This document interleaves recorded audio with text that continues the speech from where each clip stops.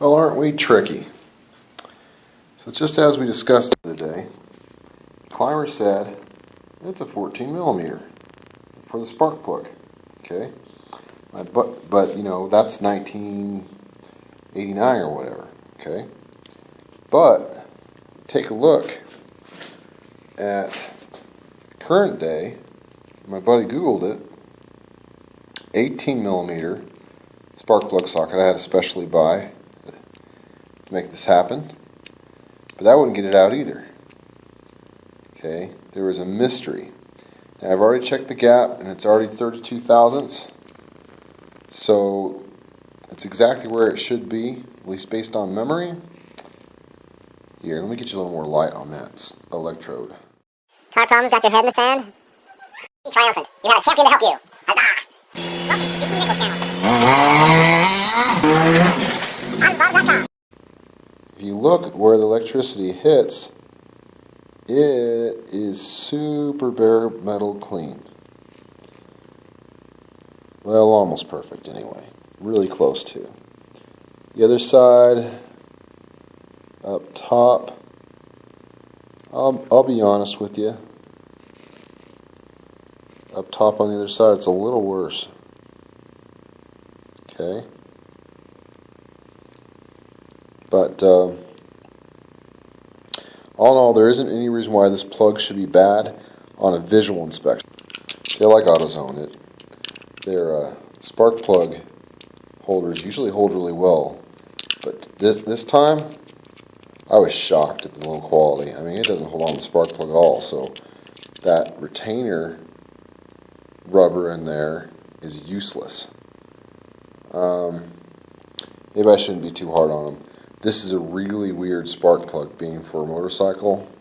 But then again, when would you use an 18 on a car? I've never seen it, ever. Correct me if I'm wrong in the comments. Okay.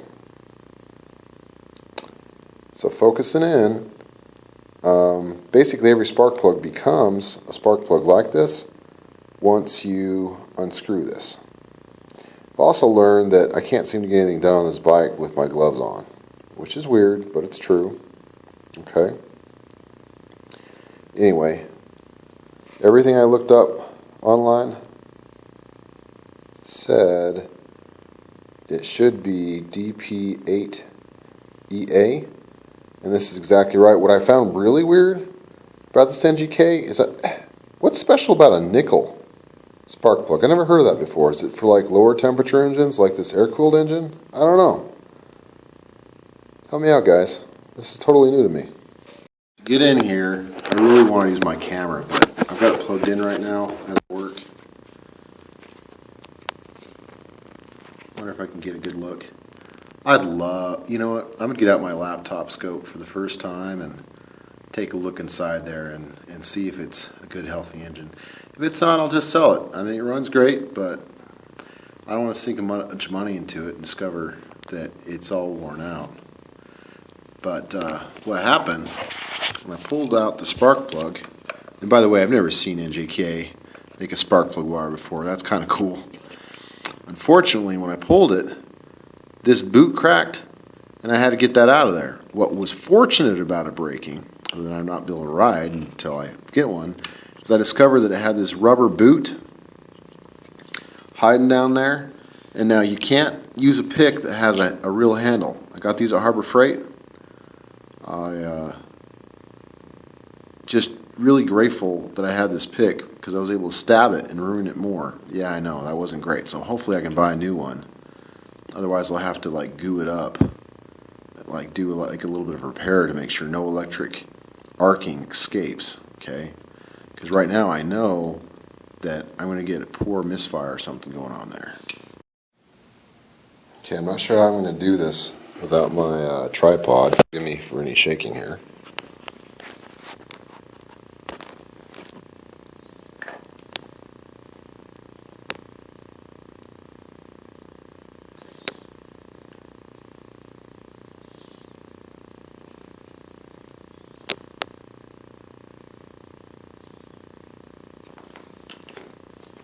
If I was a viewer, I would say that was too quick.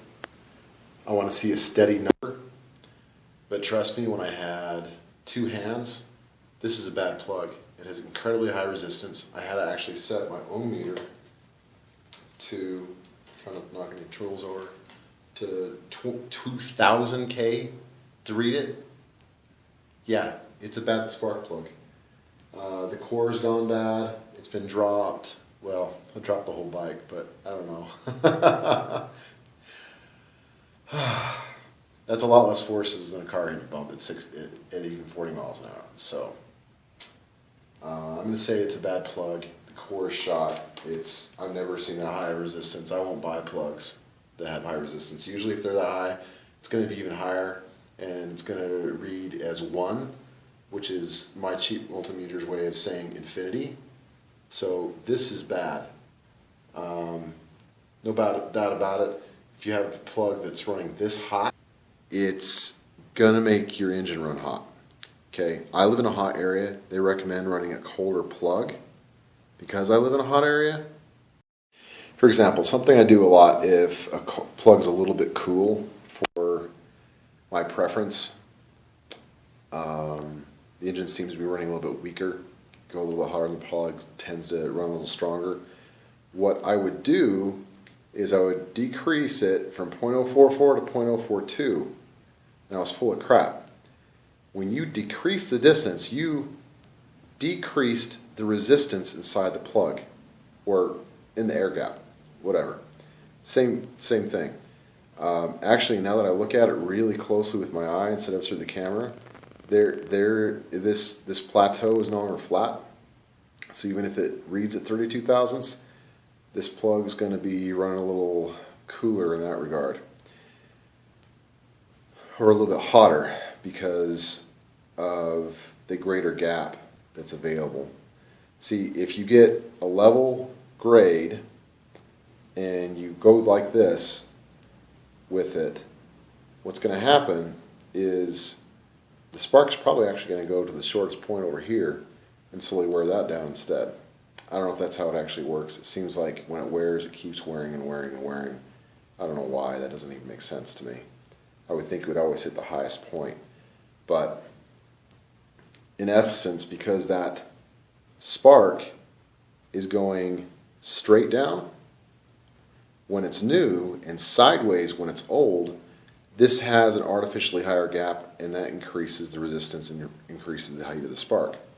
So let me say again what I believed in the past. When an engine was running a little poor for me, I would tighten the gap thinking, oh, it's going to be hotter, it's going to be better. Had it backwards.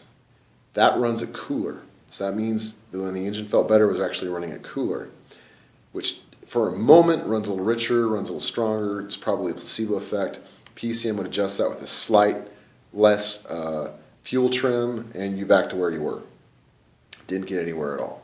Now, if you're adjusting your gap because one cylinder versus another is uneven, I've done that a ton. You know, if you hear a cylinder running dull and you tighten this, it'll make it so that that spark happens a little sooner, so it's not late. Because when it's late, the cylinder sounds dull. I used to think I was making it hotter and making it run stronger. No, I was just making the spark go off a little bit sooner so that it wasn't late, so that the engine would sound crisp instead of late on that cylinder. More of a dull thud instead of a hard sound. When you open it up, conversely, it'll dull it up. Sometimes you hear where, man, that cylinder sounds really sharp. You might want to open it up a little bit. Now, this is more difficult with a one-cylinder engine. In my case, and I have gone a bit tangential off of this, because I know my 4 cylinders and up way better than I know my 1 cylinder. So it would be a lot more difficult to judge where I want this. I could play with driving at a certain temperature at a certain time of day, same humidity, and seeing if my engine gets hot, and check it with a laser thermostat, and then open this up and see if, because it runs cooler, my engine runs cooler. Because remember, this is carb. So for the amount of air, it's going to give the same amount of fuel regardless of what the actual effect is in the cylinder. So when I go cooler on this, the whole engine runs cooler. Burns less fuel, probably. it's a tad more complicated than that. But if I open it up and ran a little cooler, a little more fuel would flow through. It'd be a little bit richer, but the additional flow of fluid would take more of the heat away. Okay, so right now this is running super hot, super crazy hot.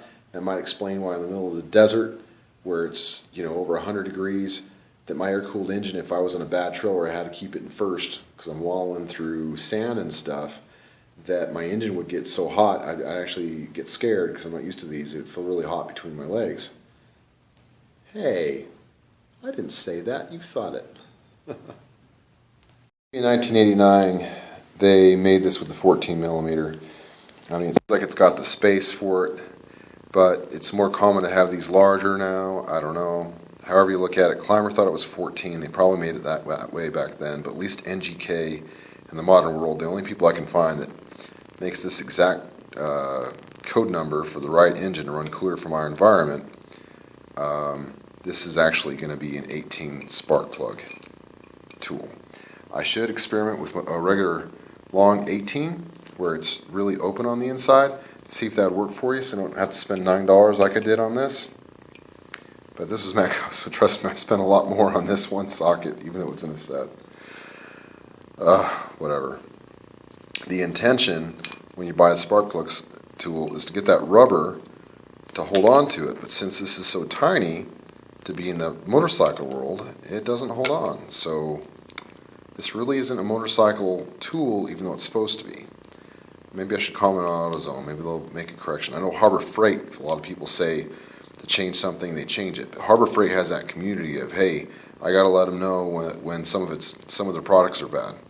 And Harbor Freight tries to fix it, I've seen a lot of times, where they come out with a new part number and get it fixed. AutoZone, no one reviews what they buy there. They go in and they go out, and that's it. Harbor Freight, they're nuts about reviewing because they have their store connected online more in a powerful way with the reviews. So it automatically sends you the link, hey, review your purchase. If AutoZone did that, maybe they'd have the community to correct their actually higher quality tools than Harbor Freight. For example, this extension I bought at AutoZone when I was still a child, it's still going strong. This Duralast I bought recently, it's built even better. It's got the wobble that I like until you tighten it in. It's great, it's fantastic. Sometimes these tools are made too short for the spark plug, and you have to use it on the wobble mode so that you don't catch the end and prevent this from sitting on all the way. See how that removes space for the spark plug in the back? While I bought the Harbor Freight one, and immediately I had to go back to the store. I really didn't start reviewing these tools. I have thoughts all the time. I only did one review or two ever, and they're starting to get popular, so I need to start doing my reviews. What do you think, guys? So, when I took this off the motorcycle, it broke. Parts on the way, but in the meantime, I want to ride. I was just listening to a song about wanting to ride. So,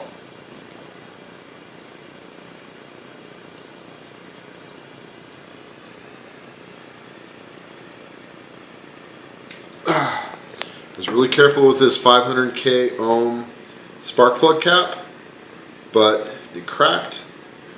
And I'm thinking that'll be good enough to go back on the road, and then this just screws back on to the wire. I hope the wire is good enough because this has just slipped right off.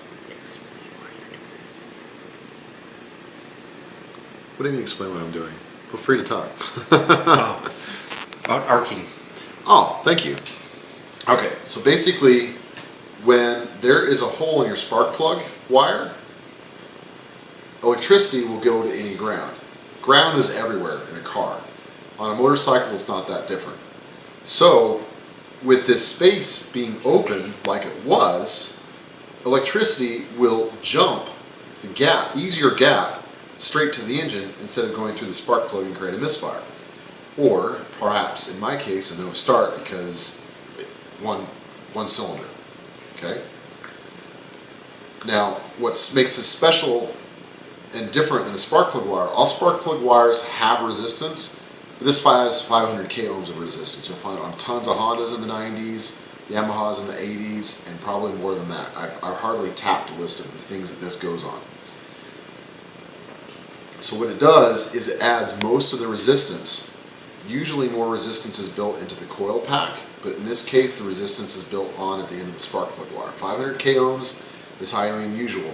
You would normally have something more like 5 to 6 ohms, k ohms in the wire, and it would vary a bit depending on the length.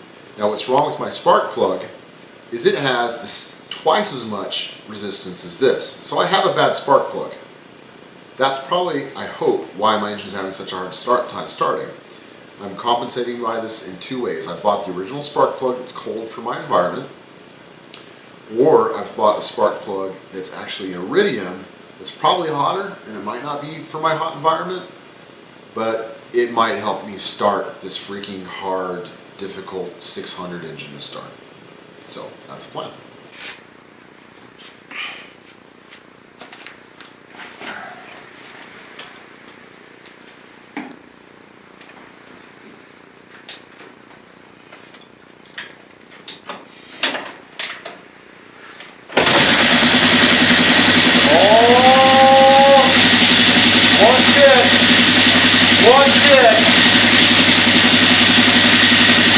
Why it works.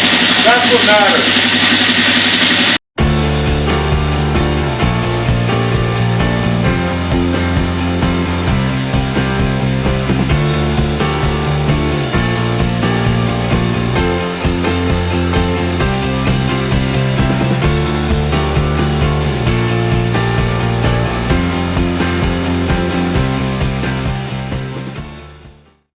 Wow, look at this oil. Long term is to remember what happened before and set rich or set lean, and then get short term pretty close to zero so it can do its bounce to feed your catalytic converter to keep that reaction going.